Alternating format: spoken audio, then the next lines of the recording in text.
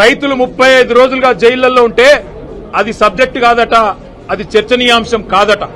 కానీ పర్యాటక రంగానికి సంబంధించి చర్చ పెడతానంటున్న సన్నాసి రేవంత్ రెడ్డిని నేను అడుగుతా ఉన్నా, నీకు మనసుందా? నీకు హృదయం ఉందా?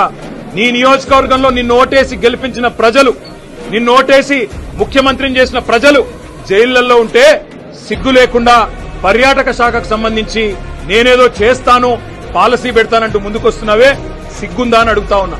అయినా నీ ప్రభుత్వం వచ్చిన తర్వాత 2 రకాల పర్యాటకం కొనసాగుతున్నది. ఒకటేమో ఢిల్లీ పర్యాటకం, ఎక్కే విమానం దిగే విమానం తప్ప ₹1 కూడా వచ్చింది లేదు. సంవత్సర కాలంగా ముఖ్యమంత్రి 30 సార్లు ఢిల్లీ పోయినాడు, మంత్రులు 70 సార్లు పోయినారు. కానీ 100 సార్లు పోయినా 100 పైసలు కూడా తెలంగాణకు తేలేని సన్నాసులు ఈ కాంగ్రెస్ ప్రభుత్వం వాళ్ళు.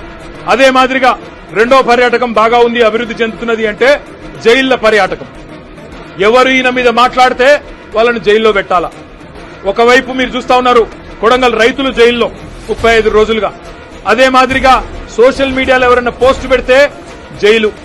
ఆఖరికి ఎల్ఎన్టీ లాంటి ప్రముఖ సంస్థ, అంతర్జాతీయ సంస్థ, దాని CFO ఒక్క మాట అంటే మీ ఫ్రీ బస్ వల్ల మా రైడర్షిప్ తగ్గింది అంటే నిన్ను కూడా జైలుకు పంపుతాననే ఒక నియంతృత్వ పోకడ ఏదైతే ముఖ్యమంత్రి రేవంత్ రెడ్డి పోతా ఉన్నాడో ఆయనకు ఒకటే చెప్తా ఉన్నాం.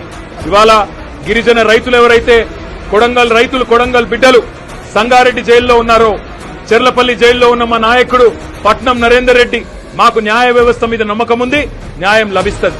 మేము శాసనసభ వేదికగా ముఖ్యమంత్రిని ఒకటే అడుగుతున్నాం, నీ అయ్య జాగీరా తెలంగాణ, నీ అయ్య జాగీరా కొడంగల్, భూమి ఇయ్యా, నా సొంత భూమి నేను ఇయ్యా అంటే జైల్లో పెట్టేందుకు ఎవరు నువ్వు? నియంతవా, రారాజువా, చక్రవర్తివా? ఏమనుకుంటున్నావు నీకు నువ్వు? ప్రజాస్వామ్యంలో అత్యున్నత వేదిక శాసనసభ. ఆ శాసనసభలో చర్చ పెట్టమంటే దమ్ము లేక పారిపోయిన దద్దమ్మ రేవంత్ రెడ్డి. అందుకే నేను అంటా ఉన్నా, నువ్వు ఏ ప్రయత్నాలు చేసినా, ఎన్ని కుయుక్తులు పన్నినా ఆ రైతుల తరఫున కొట్లాడుతూనే ఉంటాం. ఈ రోజు ఒక రూపంలో వచ్చినాం, రేపు ఇంకో రూపంలో వస్తాం. తప్పకుండా నేను ఎంటగడతాం.